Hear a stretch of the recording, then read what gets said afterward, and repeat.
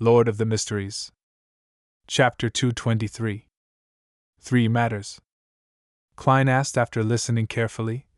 So you suspect that the Zriel whom the detectives saw was someone in disguise? Holding his brown round hat, Ian replied as if he had already thought about it. It's a possibility, but I think it's too difficult due to the huge risks involved. The party was at night, and it's true that the lights weren't very bright but most of the people attending are detectives with keen observational skills. Just a wig, beard, or cosmetics can hardly hide from their eyes. Perhaps some beyonder powers can do it. Just like how creeping hunger enables such an ability. There was a little trap in Klein's question. He wished to determine from the teenage boy's answer, the expression on his face, and his body language to determine if he had ever come into contact with beyonders, or if he knew things about mysticism. The initial answer was no. When Ian saw Detective Moriarty nodding slightly in agreement with his reasoning, he continued. I believe that the detective saw Mr. Zriel, but he wasn't free. He was in a controlled state in which he couldn't send out distress signals. The reason why he wasn't responding to my attempts to liaison with him is to probably signal to me that he needs help. A reasonable explanation. Klein released his clasped hands and sat back a little, making himself look more relaxed and confident. Ian fell silent for about 10 seconds before he said seriously, I'd like to entrust you with the task of investigating Mr. Zriel and determine his current condition. All I need is confirmation. Considering that Ian was a semi-professional who had gathered intelligence and information for a detective, Klein had the intention to make his acquaintance. He smiled and said, Then how much are you going to pay? You should be well aware that this may be very dangerous. Ian looked down at the pocket of his old coat and said after some deliberation, There are 2 ways. The first, I can directly give you a payment that's enough to satisfy you. Afterward, regardless of whether the mission is simple or difficult, that will be all unless you suffer a relatively serious injury.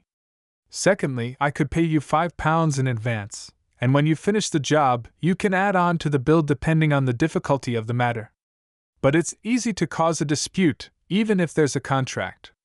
Klein pretended to be in thought, and after almost 30 seconds, he said in a low voice, Why don't we do it this way? You can pay me £5 in advance and help me with 3 things after the mission is completed. Don't worry, they won't be anything difficult. They will be within your capabilities, and it won't make you feel too uncomfortable. This can be agreed upon in the contract. Ian knitted his brows before standing up.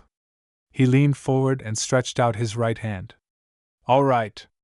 Klein shook hands with him, pulled out a standard contract that he had prepared, picked up a round fountain pen, added all the details he had discussed, and stamped it with his fingerprint. After signing the contract, he gave the teenage boy Ian a stack of white paper and watched him write Detective Zriel's relevant information. After a while, he browsed through the information and casually asked, How can I contact you if there's an emergency, or if I've confirmed Zriel's condition? Ian pursed his lips and remained silent for quite a while. Only when Klein looked over did he reply in a somewhat stiff manner. You don't need to contact me. I will appear at the right time. Without another word, he took out a thick stack of cash from the pocket of his old coat. They seemed to be stacked up in a very neat order, from high face value to low face value.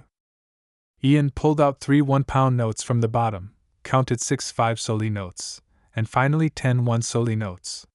When Klein saw that Ian had neatly arranged the notes, with even the portraits of the former kings facing up without a single mistake, Klein suddenly felt a bit frustrated. This is some late-stage obsessive-compulsive disorder. He silently exhaled and received the payment from Ian. According to his visual estimate, Ian had less than £3 left. He probably had all his savings with him. If I had asked for more, would he bail on me without paying? He doesn't look like the kind of person to do so, but one shouldn't judge a book by its cover. Klein folded the bills at random and stuffed them into his pocket, ignoring the untidiness. As such, he succeeded in seeing Ian's slightly twisted expression. I'll try to complete the investigation as soon as possible. Klein stood up and held out his hand as a gesture of bidding him farewell. "Thank you for your help." Ian thanked him sincerely because the counteroffer was obviously a discount. Watching the boy, who was more mature than his age, leave, Klein stroked his chin and silently said to himself, "This matter goes deeper than it seems." Ian didn't mention anything about Sriel's recent investigations or what information he had been instructed to gather. "Forget it. I'll handle as much as the money is worth. All I need to do is confirm Sriel's current condition." He turned around and walked back into the living room.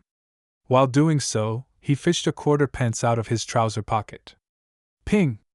As the copper coin tumbled in the air, Klein's eyes turned dark as he muttered if there were any beyonder elements in the case he was handling. Then, he opened his right hand and tried to catch the copper penny. Clang! The coin slipped from his fingertips and fell to the ground, rolling away. This result meant that the divination had failed. "From the looks of it, Ian has withheld more things than I thought.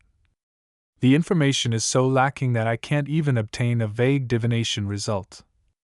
He pursed his lips, took a few steps forward, and bent down to pick up the coin. That night, in the wee hours of the morning, at 138 Rose Street, Backland Bridge, Klein had changed into a cheap light blue workman's outfit. His mouth, chin, and cheeks were covered with a black beard that, at first glance, made him look rough and savage. He wore a dark-colored cap and pressed it so low that it nearly covered his eyes. Such caps originated from the Intis Republic hunters. There were certain differences from the traditional deer-hunting caps the Lone Kingdom hunters wore. However, such caps had become popular among the lower-class populace of Backland. Hiding in the shadows of an Intis parasol tree by the side of the road, Klein studied the house across the street with the aid of the elegant gas lamps. It was Sriel's home. The detective was from Southville. His parents, relatives, and friends were all there, and he had come to Backland alone, where he slowly forged a name for himself. He was still a bachelor, and had only hired 2 temporary maids, the kind that came by every 3 days to clean up the place, without needing to provide them with food or lodging. At the moment, the terrace house he rented was pitch dark. Klein took off the silver chain inside his sleeve and let the topaz pendant hang down naturally. "There's danger inside. There's danger inside." After repeating it 7 times, he opened his eyes and saw the spirit pendulum spinning clockwise, but very slowly. "There's danger, but it's nothing serious," Klein muttered, and once again confirmed that he had his tarot cards, self-made charms, and holy night powder on him. After doing all this, he looked around, and taking advantage of the stillness of the night, he nimbly rushed across the street. There was no veranda, garden, or lawn as it directly faced the edge of the street. Klein went around to the side and easily climbed up the water pipe to the small balcony on the 2nd floor where clothes could be hung out to dry. Immediately following that, he took out a tarot card and slid it through the crack, opening the door to the corridor. Following Ian's drawing of the house's layout, Klein walked almost soundlessly to Sriel's bedroom. He lightly tapped his left molar and activated his spirit vision. Through the wooden door, he looked inside. Spirit vision could see aura colors through obstacles without spirituality. However, it was highly dependent on one's abilities. Currently, Klein was able to observe through wooden doors but was stumped by concrete walls. Furthermore, the scenes he could see weren't too clear. In his vision, he saw 3 humanoid auras in the bedroom behind the door. The colors were blurry and were located in different locations. There are 3 people lying in ambush. Is it to capture Ian or someone else? The bedroom isn't that big. Klein stood in the darkness, calmly considering the results of his observations. At that moment, he suddenly retreated towards the balcony while keeping his footsteps very light. Back at the balcony, Klein took a thin silver slice from his pocket. This was a slumber charm that he had created in an attempt during the afternoon. He didn't pray to the Evernight goddess, but to himself instead.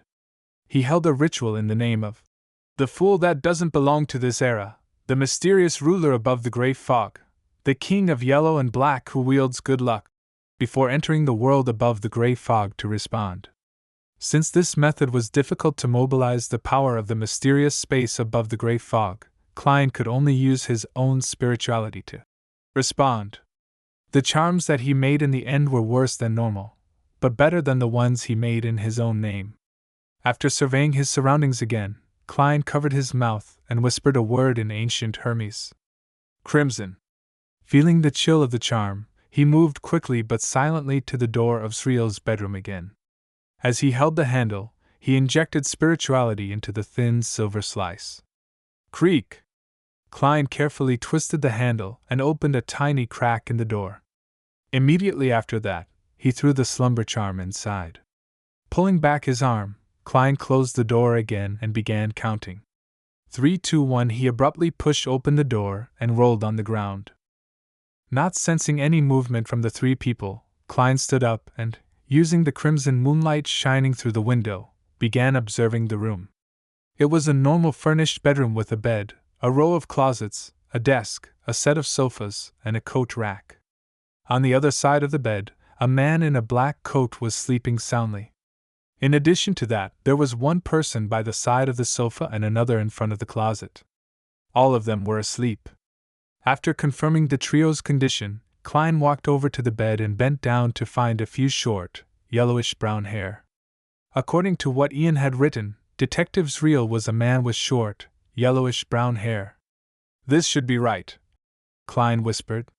He grabbed the few strands of hair and sat down on the sofa.